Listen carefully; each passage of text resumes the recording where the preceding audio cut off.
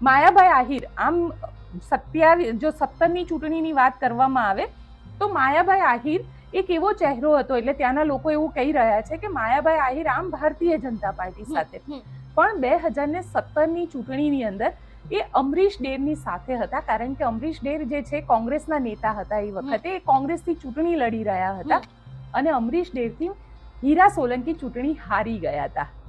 2017માં હીરા સોલંકી જે રાજુલાની સીટ ઉપરથી ચૂંટણી હાર્યા, તેની પાછળ એક જે મુખ્ય ચહેરો કહેવાતો હતો એ માયાભાઈનો કહેવાતો હતો. અને ત્યારબાદ 2022માં ફરીથી ચૂંટણી આવી અને 2022માં પુરુષોત્તમભાઈ હીરા સોલંકી ત્યાંથી ચૂંટણી લડ્યા અને અમરીશ ડેર ફરીથી એ જગ્યા હારી ગયા અને ત્યારબાદ અમરીશ ડેર ભારતીય જનતા પાર્ટીમાં આવી ગયા. એટલે અત્યારે ભલે અમરીશ ડેર ભારતીય જનતા પાર્ટીમાં હોય, પણ માયાભાઈને લઈને એવું કહેવાય છે કે માયાભાઈએ 2017ની ચૂંટણીમાં હીરાભાઈને હરાવવા માટે ખૂબ મહત્વપૂર્ણ ભૂમિકા અદા કરી હતી. એ જ ભૂમિકા અત્યારે હીરા સોલંકી કરી રહ્યા છે જયરાજ આહિર માટે, કારણ કે જયરાજ આહિરને કાં તો તળાજાથી વિધાનસભા લડવી છે અને કાં તો પછી જિલ્લા પંચાયત લડશે, અને આ બંને જગ્યાએ કોળી વોટ બેંક છે. હવે કોળી વોટ બેંકને ક્યાંક અસર થવાની છે, પાર્ટીની અગેન્સ્ટમાં જઈ નથી શકતા, તો કરવું શું? તો કે પાણી પહેલા જ પાળ બાંધી દો.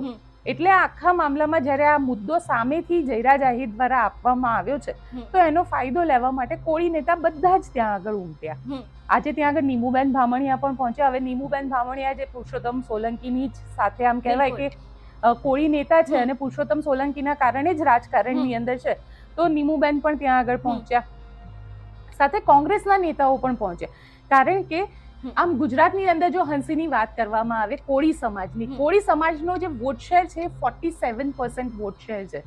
આ 47% જે વોટ શેર છે એ કોઈ પણ સરકારની અંદર કોળી સમાજના પ્રભુત્વને દર્શાવી રહ્યો છે.